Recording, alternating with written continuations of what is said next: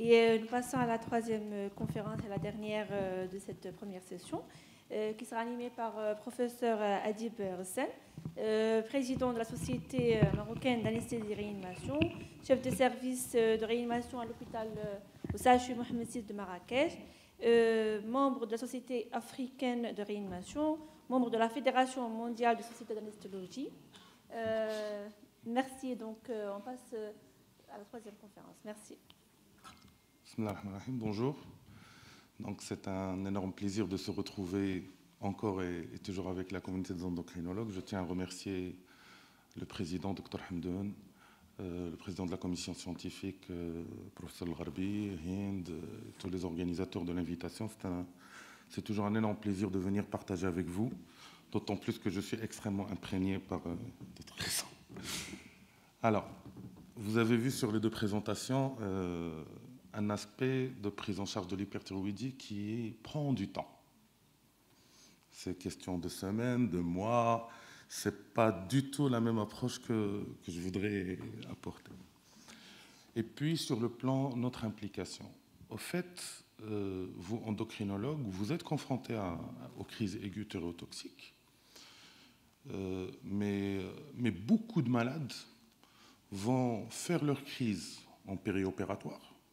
Donc nous sommes confrontés à cette situation, vont se retrouver dans les services des urgences, et donc c'est très important de sensibiliser et de former les urgentistes, les généralistes à cette pathologie, vont se retrouver aussi dans les services, directement dans les services de réanimation. Vous allez voir les tableaux, comment ils sont extrêmement riches et graves, et puis aussi vont se retrouver dans les services de cardiologie, parce que c'est une tempête qui arrive en tachya CFA, en insuffisance cardiaque aiguë.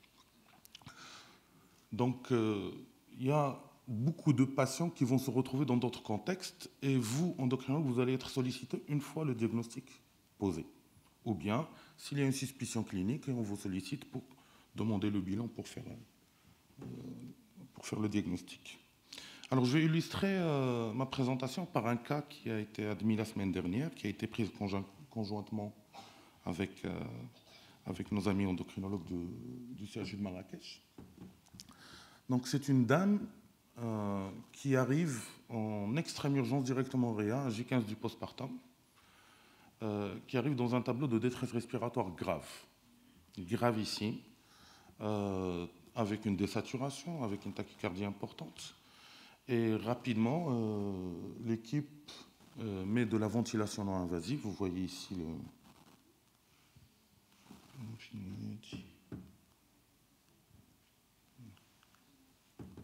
la ventilation non invasive avec les nouvelles modalités qui sont en train d'être administrées.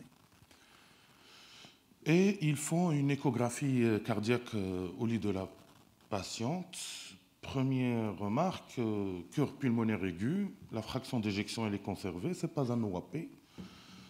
Il y avait une acide de grande abondance. Sur l'écho aussi, il y avait une péricardite. Et donc, on dit peut-être que c'est une embolie pulmonaire du postpartum. On commence un traitement anticoagulant rapidement, mais ça ne s'améliorait pas et s'aggravait progressivement. Elle a dû être intubée, ventilée. Et puis après ceci, pas particulièrement de stabilisation, et apparaissaient des signes. Fièvre en plateau, qui est un peu discordante avec le tableau clinique, et notamment la biologie qui n'est pas très en faveur de l'infection. Une hypertension artérielle extrêmement rapide avec des doses de l'oxène à 6 mg, beaucoup de choses. Et puis, avant, on a été gêné par cet aspect. Alors là, elle est allongée, intubée, mais quand elle est arrivée, c'était un truc comme des lipomes qui étaient pendants, tombant sur le thorax.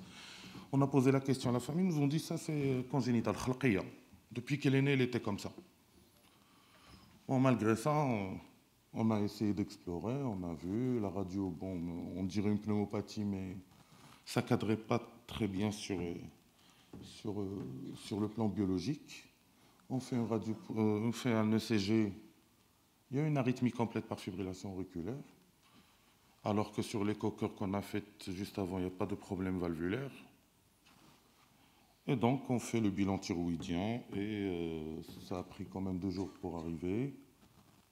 Et on trouve ça. Et malgré ça, on a essayé de chercher une sténose de l'artère rénale, on a cherché des choses. Est-ce que les embolies pulmonaires ou là ou pas, parce qu'il était intubé ventilé gravissime, on ne pouvait pas la déplacer pour le scanner. Et donc, c'est un vrai dilemme diagnostique. Donc, on a quand même retenu un diagnostic prioritaire. On continue à chercher une maladie auto-immune sous-jacente. On a retenu la crise aiguë thyrotoxique. Je ne vais pas revenir sur les signes d'hyperthyroïdie que vous connaissez tous, que la crise aiguë thyrotoxique, c'est particulièrement des éléments cardiovasculaires, de la fièvre. Je vais revenir par la suite sur les critères diagnostiques. Et que chez nous, réanimateurs urgentistes, ce qui nous pose problème, c'est ce storm, cette tempête qui est due à l'adrénaline, qui est la clé de la thyroxine pour la cellule. Maintenant, sur les recommandations, le professeur Koch l'a très très bien dit. Il y a l'ATA 2016, mais c'était trop de littérature. Donc, ils ont précisé les différentes causes qui peuvent survenir. Bon, il y a énormément de causes de thyrotoxicose.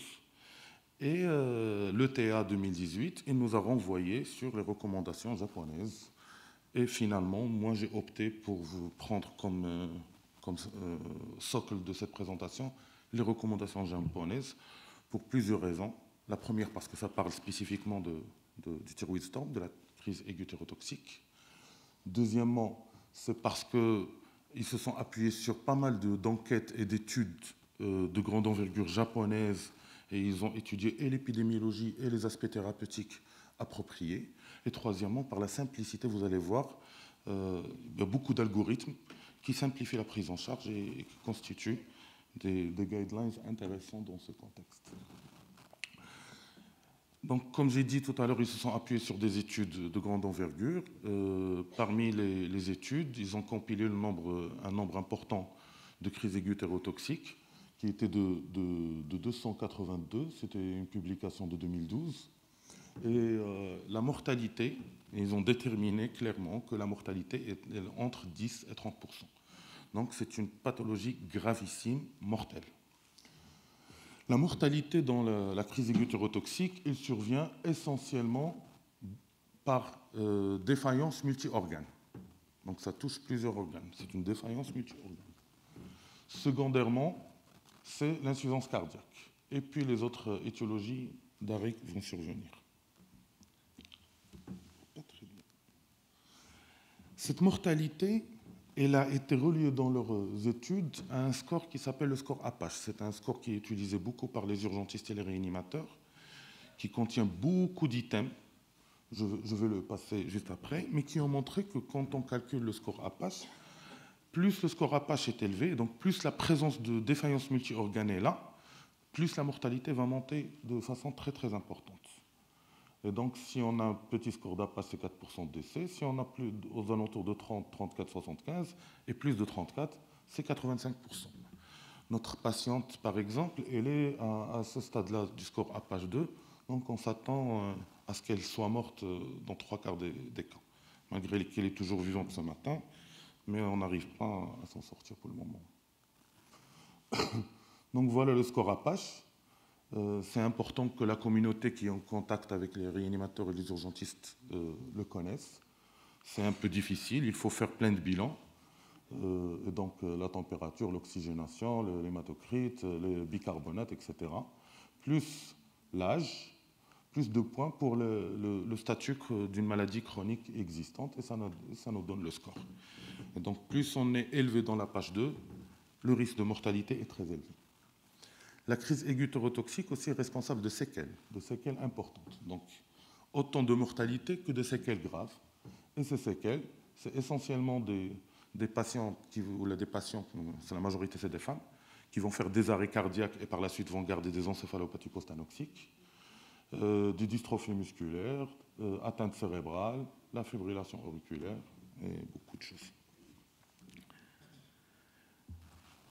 Donc les Japonais insistent sur la reconnaissance des éléments déterminants et de la sévérité. Donc, vous en avez parlé depuis tout à l'heure, l'âge, l'ophtalmopathie, des trucs spécifiques à nous, l'albuminie, l'atteinte hépatique, donc c'est les défaillances, au fait. Et puis les facteurs qui déterminent les séquelles des dommages irréversibles, le score de Glasgow, l'atteinte neurologique, et l'urémie. Et les facteurs déterminants de la mortalité, c'est la présence d'une coagulation intraveineuse disséminée, de défaillance d'organes et le choc. Donc ces patients-là, il faut faire attention, il faut rapidement diagnostiquer et rapidement traiter. C'est la clé de la prise en charge. Et comme vous avez vu, c'est des tableaux particuliers qui ne sont pas évidents pour la majorité. Il faut savoir y penser, bien sûr, quand il y a un nodule, rapidement sauter dessus, mais la communauté de cardiologues, actuellement, devant une tachycardie expliquée par une valvulopathie, rapidement, ils vont sur le dosage des hormones thyroïdiennes, etc., etc. Donc il y a beaucoup de circonstances qui vont nous favoriser de le faire. Mais si on ne comprend pas devant un tableau de défaillance multi-organes, il faut y penser, ça viendra dans l'algorithme. Et donc, alors, il y avait sur les critères diagnostiques le score de Birch-Wartowski, qui était décrit depuis les années 2010, que les Japonais ont confirmé, un peu modifié, mais à partir de leurs études, ils ont proposé un nouveau score diagnostique. Et ils ont insisté sur le fait d'associer les deux approches quand on est devant des patients en hyperthyroïdie, d'utiliser les deux scores pour pouvoir faire le diagnostic. Donc ce premier-là, il s'appuie sur la température, les signes cardiovasculaires, l'insuffisance cardiaque, les signes gastro-intestinaux et hépatiques, l'atteinte du système nerveux central et l'existence d'un facteur précipitant, notamment l'infection. Si c'est supérieur à 45, c'est une crise aiguë thyrotoxique. Si entre 25 et 44, obligatoirement associer l'autre score. Et donc, c'est ce qui est proposé par les Japonais. Premier élément, c'est l'existence de l'hyperthyroïdie sur le bilan hormonal. Le deuxième, l'existence de symptômes du système nerveux central, de fièvre supérieure à 38, de tachycardie supérieure ou égale à 30 avec ou sans fibrillation atriale, l'existence d'une insuffisance cardiaque, et ils définissent l'existence d'un choc cardiogénique ou la classification Killip. Je ne sais pas si vous connaissez la classification Killip de l'insuffisance cardiaque, donc soit il n'y a pas de râle, soit des râles au niveau basal, soit des râles multiples, soit le choc cardiogénique qui est le Killip 4. Parce que c'est important de savoir, le traitement, la prise en charge thérapeutique va en dépendre. Le diagnostic, il va être établi sur la combinaison, sur une multiple stades de crise thyrotoxique avec de multiples combinaisons, donc soit une thyrotoxicose avec des signes neurosensoriels ou bien l'association de plusieurs, etc. Et puis l'exclusion d'autres diagnostics différentiels, notamment un infarctus du myocarde, une fibrillation liée à un problème valvulaire, l'infection, une pneumonie évidente, un syndrome malin, etc. Ça va, c'est bon? Et puis, il propose un algorithme simple. Cet algorithme fait que vous êtes, tout praticien va être confronté à des patients qui vont arriver dans des tableaux où il y a de la fièvre, la tachycardie, tout ce qu'on a dit. Il va arriver dans un service de médecine interne, de cardiologie ou d'urgentologie. Et donc, c'est la prise en charge médicale dans l'assessment qu'on a fait l'atelier l'année dernière à la SMEDIA, au Congrès africain à Marrakech. C'est une évaluation systématique, l'airway, breathing, circulation. On doit prendre en charge les organes en priorité, sauver la vie, ce qui est vital immédiat. Et puis, on va chercher, est-ce qu'il y a des symptômes de défaillance multi-organes? Et on se dit, selon notre examen clinique, est-ce qu'on a, est-ce qu'il y a une probabilité de crise thyrotoxique, soit en fonction d'une histoire de base d'eau, une histoire familiale, l'existence d'un goitre ou bien un bruit à l'auscultation, l'exophthalmie, le trémor, la perte de poids ou un facteur déclenchant. Et si on a la moindre suspicion sur ces éléments-là d'anamnèse ou d'examen physique, on va le suspecter et on va, considérer le transfert d'une unité de soins intensifs, 2, faire le bilan thyroïdien. Et là, dans ce bilan thyroïdien, il y a aussi les anticorps à doser, systématiquement et de première intention. On peut faire de l'échographie. Quand il y a une thyroïde destructive, les anticorps ne constituent pas un élément important. On va se retrouver, soit c'est normal, ben on va chercher une autre étiologie, soit on a une augmentation, et donc c'est une crise thyrotoxique. Et dès qu'on a cet élément de crise égothyrotoxique, ça veut dire réanimation. C'est le message le plus important.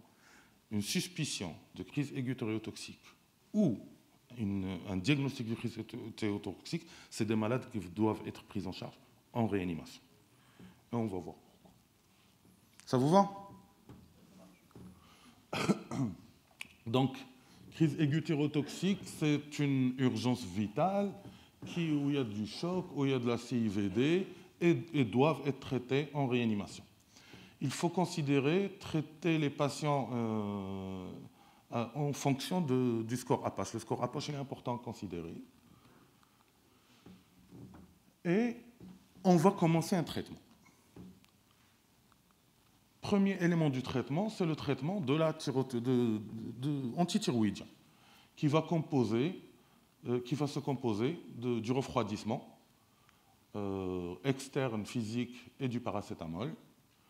Le méthimésol ou carbimazole, l'iode ou l'équivalent dans une solution Lugol, et les corticoïdes, 300 mg par jour. Si pas d'amélioration en 24-48 heures, on doit penser aux échanges plasmatiques, et je vais revenir par la suite aux échanges plasmatiques. Sur l'autre côté, on va faire toute la réanimation nécessaire, on va calculer la PASH, et on va admettre en réanimation dès que la PASH est supérieure ou égale à 9. C'est le trigger du score Apache. Et là, le traitement, y compris en réanimation, c'est un traitement multispécialiste. Tout le monde a sa place. Tout le monde doit intervenir. Vous voyez ici la pathologie sous-jacente, donc pourrait avoir besoin de spécialistes, notamment l'infectiologie. L'état de conscience, ça peut impliquer les neurologues, et parfois il y a des AVC concomitants. La tachycardie et ses complications d'insuffisance cardiaque, c'est les cardiologues. Ça aussi. Beaucoup d'insuffisance hépatocellulaire dans les formes les plus graves et dans les défaillances multiviscérales, et c'est ce qui explique l'acide chez notre patiente. L'acide, au fait, elle est expliquée par deux mécanismes, et l'hyperthyroïdie elle-même, et éventuellement un tableau d'Anazark et l'atteinte hépatique. Et donc, c'est les gastro-entérologues, et d'autres complications, les néphrologues, etc., etc. Donc, pour la facteur déclenchant, il faut traiter la cause. Pour le neurologique, je vais revenir sur l'algorithme. Pour la tachycardie aussi, je vais revenir sur l'algorithme. Voilà. Le bilan devant ces patients-là, il doit être extrêmement exhaustif. Il va se baser sur de l'imagerie, radio, scanner et j'en passe, et sur de la biologie contenant beaucoup de choses qui sont intégrées dans le score d'Apache et le bilan thyroïdien. Et bien entendu, dès que le diagnostic est fait, la base du traitement étiologique est là. Je pense que je suis dans les temps. La fièvre, on l'a dit, c'est important. Puisqu'il y a de la fièvre, il ne faut pas exclure l'infection aussi facilement que ça, même si le diagnostic il est posé. Donc il faut aller faire de la CRP, faire de la procalcitonine pour voir si c'est une étiologie bactérienne, faire des prélèvements multiples. D'ailleurs, notre patient, on a fait tous les prélèvements du monde, tout était stérile. On refroidit, et avec cet argumentaire en ensemble, si on a une forte suspicion d'infection, on va traiter en fonction. Si on n'a pas de signe d'infection, c'est la thyroïde qui est à l'origine.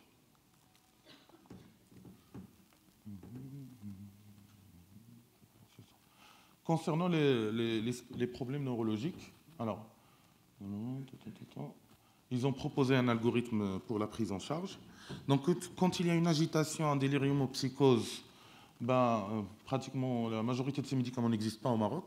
Ce qui existe, c'est l'allopéridol, et on l'a par voie orale. Alors que l'idéal, il devrait être administré par voie intraveineuse. S'il y a le coma, c'est tout ce qui est réanimation, ventilation mécanique. Et s'il y a une convulsion dans le cadre de la cardiothyréose et la crise aiguë thyrotoxique, le médicament de première intention, c'est le diazépam. S'il y a persistance ou état de mal épileptique, c'est la phosphophénitoïne qui n'est pas disponible chez nous, qui est proposée. Donc on va se rabattre sur le phénobarbital finalement. Maintenant, sur le plan cardiologique, donc, le traitement va être indiqué quand on a une fréquence cardiaque supérieure à 150. D'ailleurs, classiquement, ce que définit chez l'adulte une tachyarrhythmique, c'est ce chiffre-là de 150. Dès qu'on a une tachycardie supérieure à 150, on ne l'appelle plus tachycardie, on l'appelle tachyarrhythmie. Et dans ce cas-là, on va se retrouver dans plusieurs possibilités. On va utiliser en première intention les bêta-bloquants. Eux, ils ont mis l'andiodol, mais c'est pareil que l'esmolol. L'esmolol commence à être introduit au Maroc. Sinon, à défaut, on peut utiliser le propanolol, malgré il n'est pas recommandé dans ces guidelines, mais il n'est pas contre-indiqué. Et puis, si on a une fibrillation atriale associée, il faut considérer les digitaliques, qui n'existent pas non plus au Maroc sous forme injectable. On est très limité dans... Toujours penser à la cardioversion dans les situations où la tachyarrhythmie est responsable d'une symptomatologie grave. Choc, douleur thoracique, œdème aigu du poumon. Ça permet de contrôler rapidement et de pouvoir sauver beaucoup de patients. D'ailleurs, c'est la deuxième, troisième cause de mortalité chez la crise aiguë thyrotoxique. Et quand on fait ce traitement-là, en bêta-bloquant, on doit viser une fréquence inférieure à 80 battements par minute. Dernier point dont je vais parler, c'est dans certaines situations, on sera obligé d'utiliser l'amiodarone si on n'arrive pas à gérer la situation. Et puis, l'anticoagulation est recommandée, pas seulement dans le cas de fibrillation atriale, recommandée à chaque fois où il y a une insuffisance cardiaque, de l'hypertension, la supération à 75 ans, le diabète. Donc finalement, notre patiente, nous, le fait de l'avoir anticoagulance, disons que c'était une embolie pulmonaire, était une bonne chose pour elle. Bon. Maintenant, on n'a pas encore éliminé l'embolie pulmonaire. Alors ça relève de la réanimation lourde. Il faut monitorer de façon lourde soin de gaz, débit cardiaque. Je ne vais pas rentrer dans ces considérations. Et c'est en réanimation que ça se passe, mais ça se passe en collaboration avec le cardiologue pour les choix thérapeutiques. Et puis, quand on a une atteinte hépatique, pensez aux échanges plasmatiques. En fait, les échanges plasmatiques, ils sont très, très, très importants. C'est quelque chose qui est en train de révolutionner la médecine. Ça permet de filtrer le plasma et donc d'éliminer tout l'excès des hormones thyroïdiennes. Non seulement ça, mais toute la cascade inflammatoire qui est derrière. Donc, beaucoup de médiateurs vont être filtrés et éliminés. Et il y a des études qui ont montré sur une compilation de case reports l'efficacité. Mais malgré ça, il y a des cas de mortalité malgré l'utilisation des échanges plasmatiques.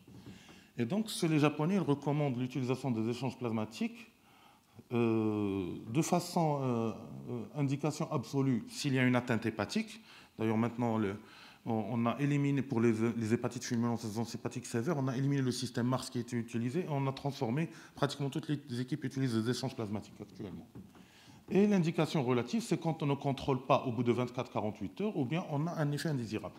L'équipe du professeur Ansari et du professeur Mrari, je pense qu'ils ont présenté dernièrement, ils ont eu un cas qui était hospitalisé en réanimation médicale d'une patiente qui avait une allergie au carbimazole. Et puis, il a eu le propioturacil, il a eu une allergie. Et puis, il revient dans un tableau de crise aiguë thyrotoxique. Et ils ont fait des séances d'échange plasmatique en réanimation médicale. Et la patiente s'en est sortie sans séquelles. Elle est en très bonne santé. Et d'ailleurs, je pense que c'est l'un des premiers cas décrits d'utilisation des échanges plasmatiques dans les crises aiguës thyrotoxiques.